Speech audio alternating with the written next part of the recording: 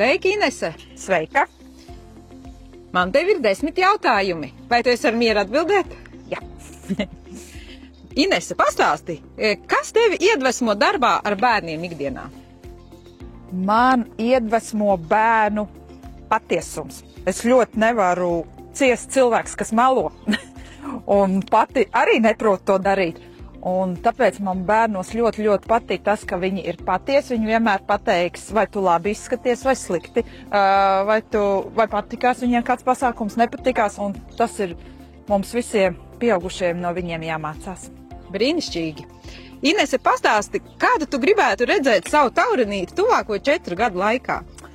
Zini kā, visi noteikti uzreiz teiktu renovētu, arī mūsu partijas programmā tas ir ielikts. Jā, tas ir svarīgi, bet patiesībā es gribētu viņu redzēt pilnu ar bērniem, ar profesionāliem darbiniekiem,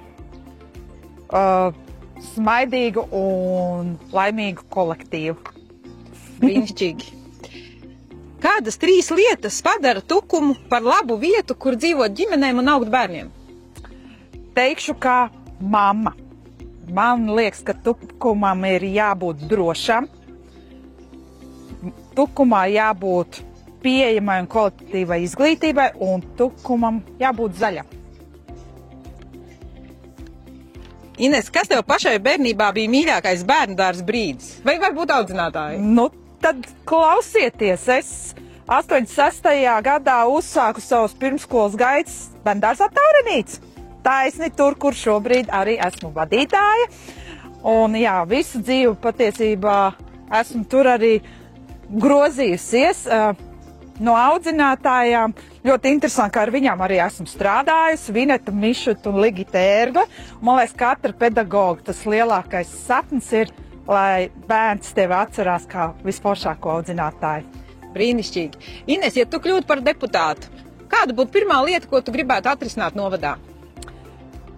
Te jau es arī varētu stāstīt visādas pasakas un ilūzijas, bet pēc būtības sanāks šajā vasarā izsludināt iepirkumu ēdināšanas jautājumos, kas ir ļoti aktuāli izglītības iestādēm.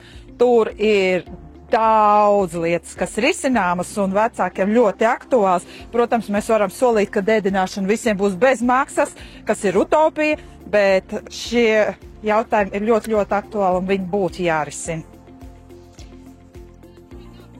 Kādam, tavuprāt, būtu jāizskatās mūsdienīgam bērndārzam? Kā jau minēju, man liekas, pirmais un pats svarīgākais, un arī ņemot vērā visu šo situāciju pasaulē, bērndārzam ir jābūt drošam, jo vecāks atstāja pie mums pašu dārgāko, un mums ir jāizdara viss, lai viņš bērniņu atstāja un zina, ka tur viņam būs viss labāk. Tas ir pats primārākais. Un tālāk, protams, seko kvalitāte un vispārējie jautājumi, bet drošība. Inese, kā jūs bērndārzā sadarbojaties ar vecākiem? Ļoti. Un zini, te atkal ir tāda viena interesanta lieta. Laiks ir bez maksas, bet visdārgākais, vai ne? Un šajā gadījumā ar vecākiem jāvelta viņiem laiks un jākomunicē.